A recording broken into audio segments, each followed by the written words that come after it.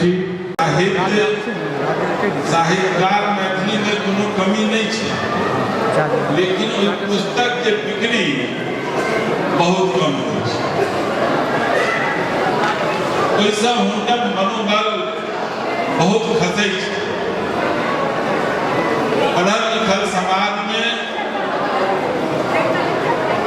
सारा खर्चा अपन सुख सुविधा पर नहीं कयल जाइ छै, किछु बात पठन पाठनों पर कयल जाइ छै। अहाँ ई बात के सोचू।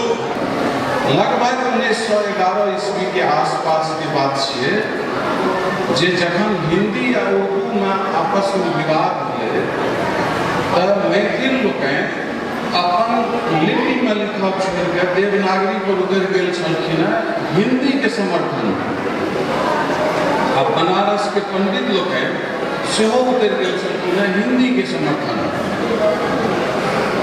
भारत जखन आजाद भेलै तो मैथिल के एहि बात के बहुत पैघ झटका लागलै जे जखन भाषावार राज्य के स्थापना हुआ लागलै तो ओहिमे से मैथिली प्रस्तावित भेल मागधी मैथिली, लेकिन ओहि आधार बिहार के बिहार राज्य के नाम प्रस्तावित भेल रहे मगध मिथिला राखै के।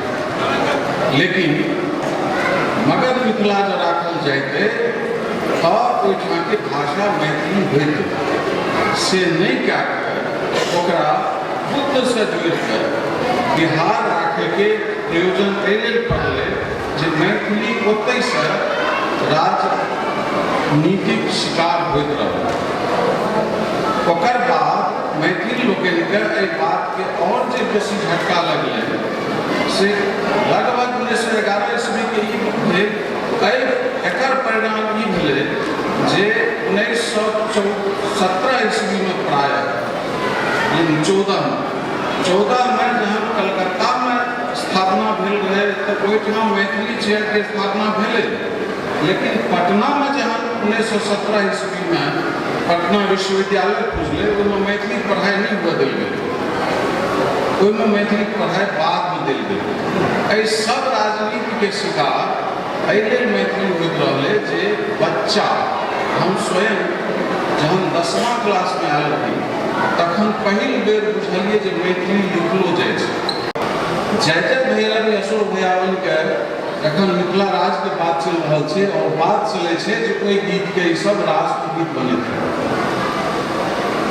राष्ट्रगीत के मतलब तो हमरा बुझे शब्द के बुझे हुए जे 55 सेकेंड में गायल जेतै ओकर एकटा अहाँ 59 सेकेंड कए दियौ, अहाँ 128 सेकेंड कए दियौ, लेकिन ओकर एकटा धुन